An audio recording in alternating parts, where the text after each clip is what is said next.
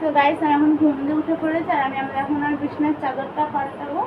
তো চলো বিছানার চাদরটা পাল্টেছি তোমাদেরকে দেখাচ্ছি।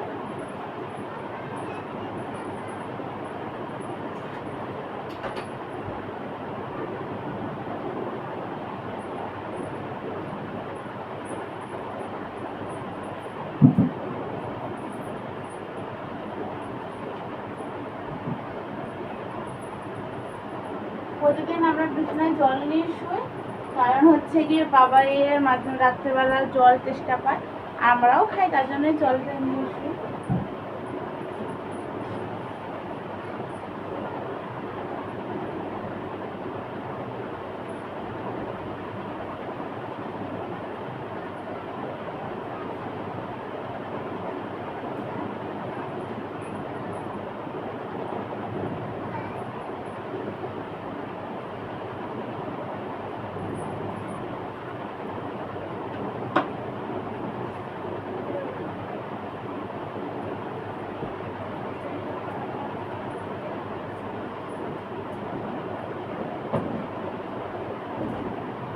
চলো বন্ধুরা বিছানা চাদরটা পাল্টাতে নিই, তারপর তোমার সাথে কথা বলছি।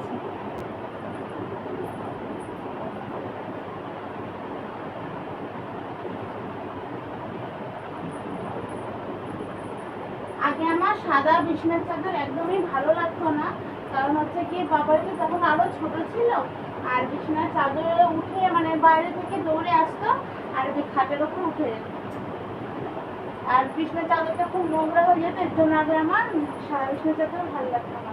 কিন্তু আমার বোন বলে যে সবসময় সাদা বিছানার চাদর নাকি সৌন্দর্য লাগে, তার জন্য এখন আমি বেশিরভাগটাই সাদা বিছানার চাদর।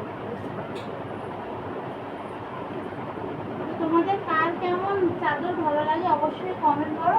আমার তো পার্সোনালি এখন খুব সাদা চাদরই ভালো লাগে।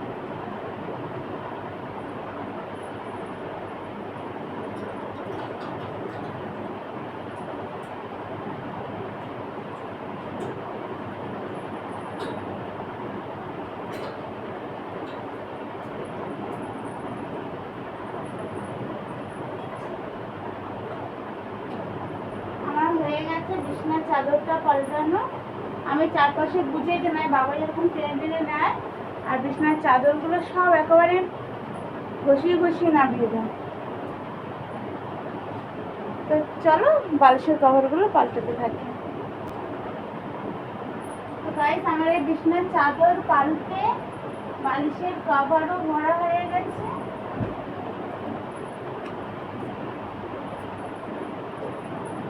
তোমাকে দেখাই আমাদের বিছানাটা কেমন লাগছে।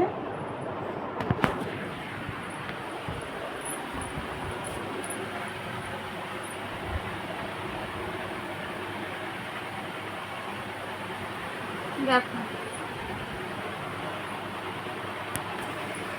তা আমার এখন বিছানা চাদর পাল্টানো হয়ে গেছে, আমি খুব হাঁপিয়েও গেছি, মানে গরম খুব পড়ছে, মানে পড়েছে আমাদের এখানে, শীতকাল মনেই হচ্ছে না, খুব গরম, দেখতেই পাচ্ছি পুরো ঘেমে গেছে আমার কপালটা, পাখা চলছে।